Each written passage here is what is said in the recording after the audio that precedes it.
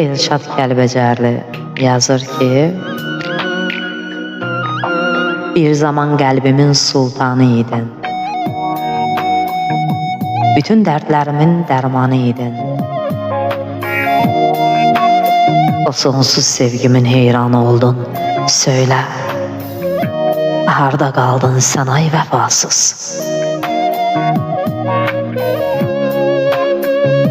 İlk öncə ağlımı başımdan aldın.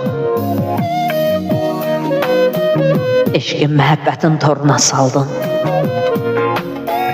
Sonra da tərk edib aralı qaldın. Söylə, harda qaldın sən ay vəfasız?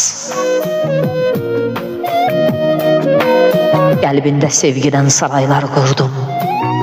Sonra qapısına möhrünü vurdum. İndi də viranə qəlbini yurdum. Söylə, harda qaldın sən ay vəfasız?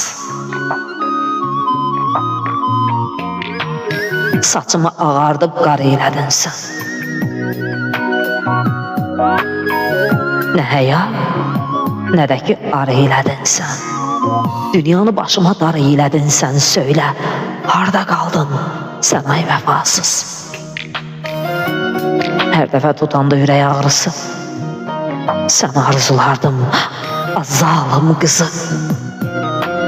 Bir gündə 1000 dəfə odlandım azı.